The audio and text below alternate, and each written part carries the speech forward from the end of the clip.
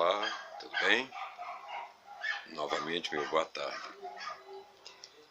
Bem, como podem ter observado na nossa apresentação do canal YouTube,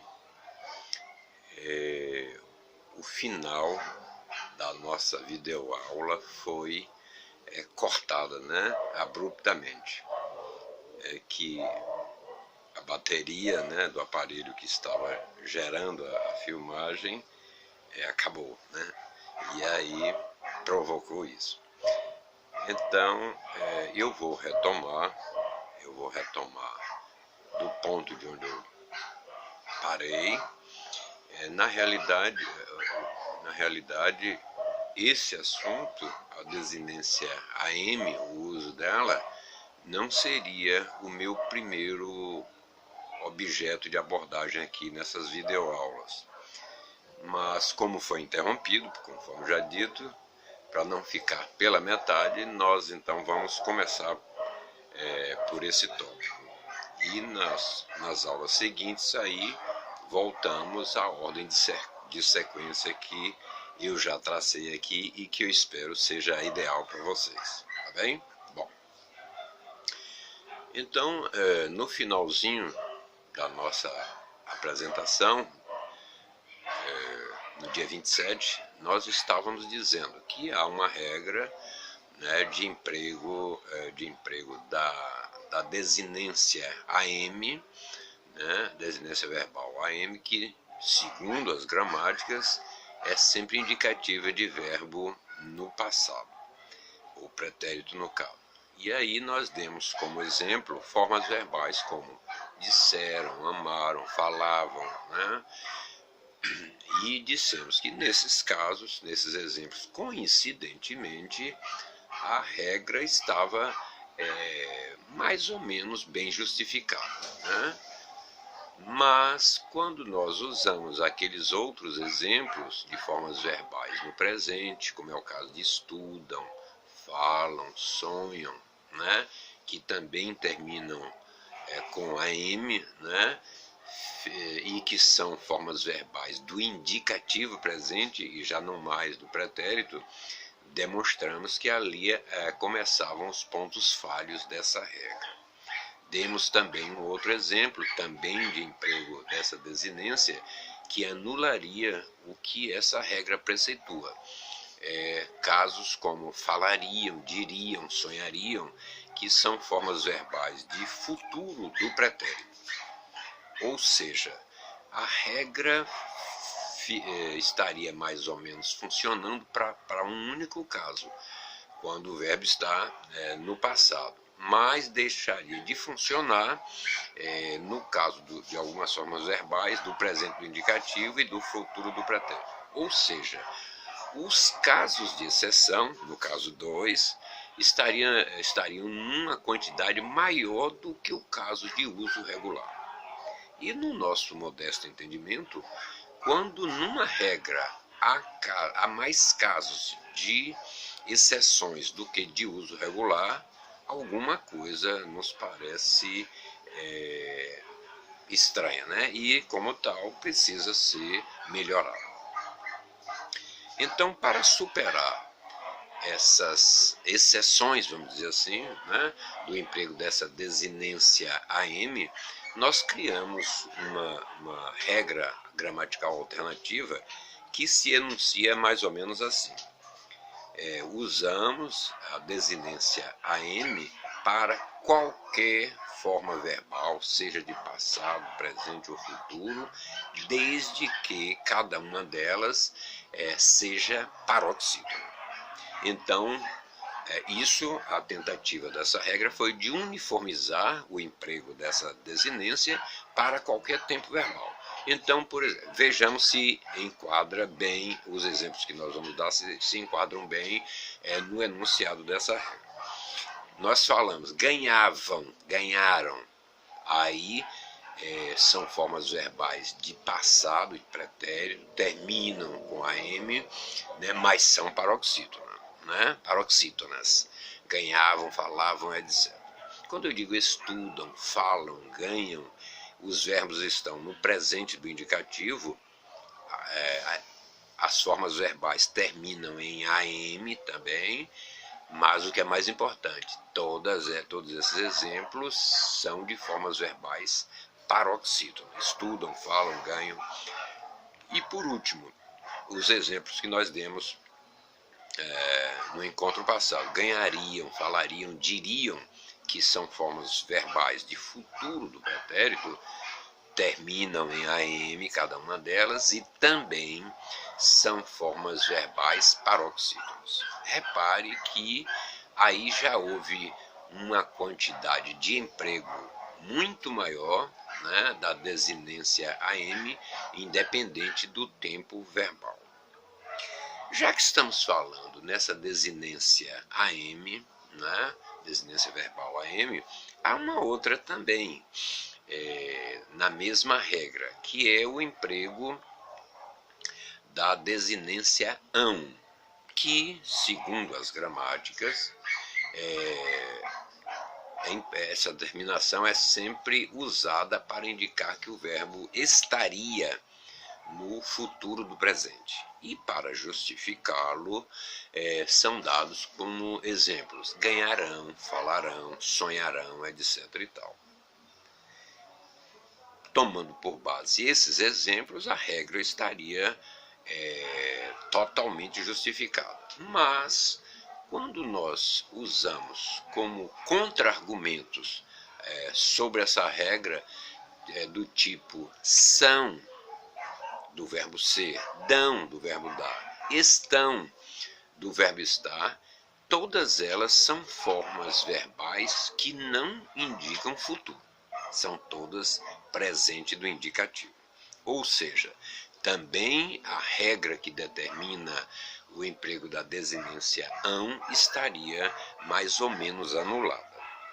Também para tentar uniformizar os procedimentos, criamos uma regra alternativa gramatical, assim como aconteceu com a desinência AM, que fica mais ou menos assim estabelecida. Devemos usar a desinência ão, desinência verbal ão, independente do tempo verbal, mas desde que esse tempo verbal seja um monossílabo tônico, independente do tempo verbal, volto a repetir. E aí nós enquadramos palavras, formas verbais como são e dão, monossílabos tônicos. E em formas verbais que sejam oxítonas. Aí nós teríamos estão, que é presente do indicativo, falarão, ganharão, etc. e tal, que são formas verbais indicativas de futuro. Observe que também, com essa pequena alteração sugerida, que acabamos de sugerir, a maior parte de exemplos de formas verbais estariam sendo bem aproveitadas dentro dessa regra. Bem, esperamos que esteja ao gosto dos amigos essa regra alternativa, que nos parece funcional, né? Pelo menos a quantidade de exceções, se vierem a acontecer, eu quero crer, será bem menor do que a quantidade de exceções que ocorre atualmente. Eu aproveito o ensejo aqui para alguns informes que me parecem importantes. A periodicidade das nossas aulas, das nossas videoaulas, para não, como é que se diz, tornar enfadonho, né, todo de uma aula, né, de língua portuguesa, entre uma videoaula e outra, nós estamos estipulando um espaço de pelo menos 2 ou 3 dias. Né? Nos parece um prazo razoável, até mesmo para que nesse espaço de tempo o assunto que foi dado na videoaula passada esteja ainda sendo bem assimilado, para não complicar misturando com o assunto da aula seguinte. Também queremos informar, aqui no nosso quadro aqui ao fundo, temos o nosso e-mail, que é pedrales@bol.com.br, pedrales@bol.com.br. No caso de qualquer dúvida que algum dos amigos aí do outro lado tiver, pode nos encaminhar o seu questionamento, né, para analisarmos aqui. Se for procedente, né, nós responderemos, ou tentaremos responder, tirando a dúvida, e se for improcedente, nós também responderemos, e justificando o motivo da nossa não concordância com o aspecto levantado por cada um de vocês. Em terceiro lugar, queremos lembrar que aquelas nossas 3 obras gramaticais que apresentamos aqui e que são dela, os conteúdos são retirados para nós abordarmos aqui. No caso de algum de vocês se interessar pela aquisição, nós informamos que cada uma dessas obras está pelo preço atual, um preço bem módico, quer nos parecer isso, de R$ 25,00, e mais o frete, a depender do local do Brasil de onde vier o pedido. Então, repetindo, aqui temos o português do Fundamental 1, com conteúdos específicos das séries iniciais, do Fundamental 1 e parte do Fundamental 2. Né? Depois temos a segunda obra, que leva o título de Nas Entranhas da Língua, né? Cujos tópicos são endereçados mais para o ensino, o Fundamental 2 e o ensino médio, todos tópicos de morfossintaxe, né? De uma forma também, como todas as nossas obras, bem crítica e bem informal, apresentada de forma informal. E por último, a nossa última obra apresentada, que é a Semântica Básica Aplicada. Bom, terminadas essas apresentações e esses informes, eu queria então passar para vocês a sequência dos conteúdos ou dos tópicos gramaticais que nós iremos observar para as nossas próximas videoaulas, que aí cada um de vocês já analisará sobre a importância ou não de cada um desses conteúdos, né? Como acréscimo do conhecimento em língua portuguesa. Essa primeira lista que eu vou informar agora a vocês se refere aos tópicos gramaticais abordados na primeira obra que mostrei ali, o Português do Fundamental 1. O que contém aquela obra ali? Vamos falar. O primeiro tópico aborda sobre o nosso alfabeto.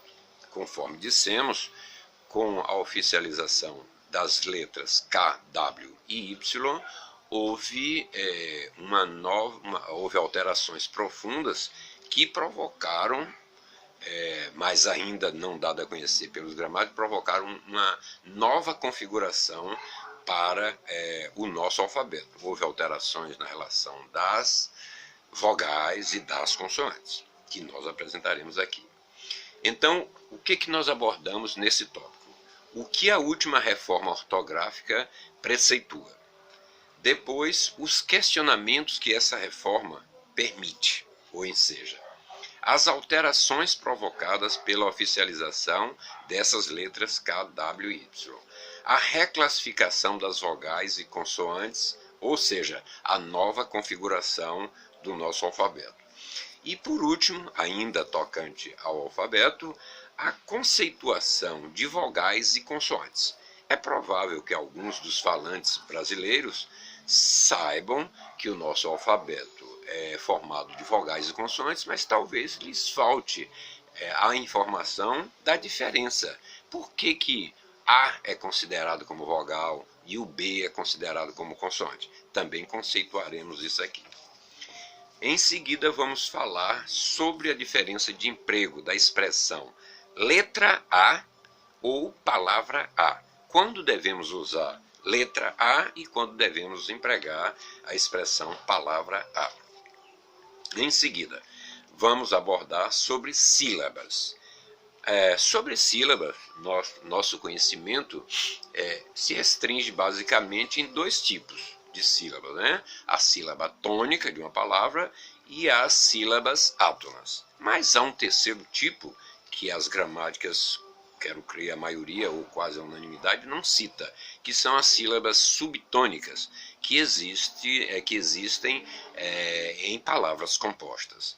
Também temos sílabas chamadas canônicas e não canônicas. Essas sílabas canônicas são muito empregadas no ensino das séries iniciais, né? Lá abordamos a diferença entre sílaba canônica e não canônica.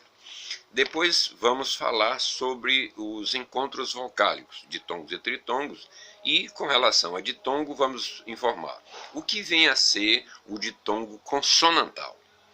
Depois vamos ver a diferença entre o ditongo aberto normal e o ditongo aberto consonantal. Em seguida, ainda sobre ditongo, aliás, agora já sobre tritongo, por que o encontro U, E, I é considerado tritongo na palavra averiguei, U, E, I, repare, mas já não é considerado esse mesmo encontro U, E, I na palavra coloquei. Averiguei contém tritongo e coloquei já não contém tritongo. Vamos falar também sobre os encontros consonantais. A diferença que há entre encontro consonantal e dígrafo oral. SS, SC, XC, né? RR, SS, etc. E também vamos destacar quando o encontro SC é considerado dígrafo e quando ele é considerado como encontro consonantal.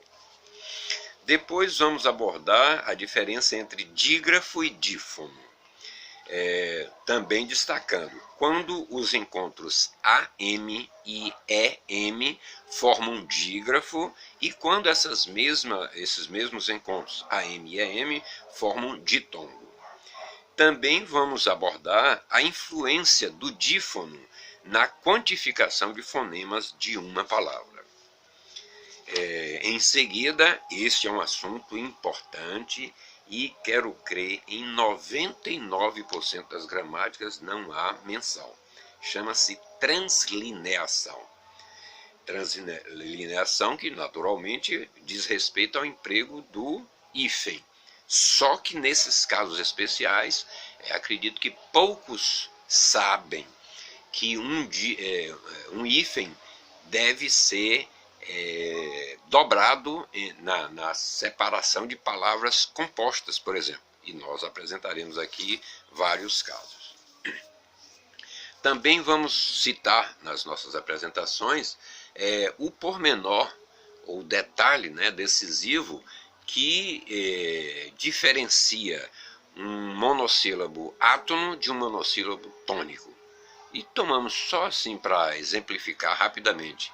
Nós temos a palavra dá, forma verbal, com acento, e temos a palavra dá sem acento. Uma é monossílabo tônico e a outra monossílabo átono. O que diferencia um do outro? Nós abordaremos aqui. Depois vamos falar sobre acentuação. O princípio básico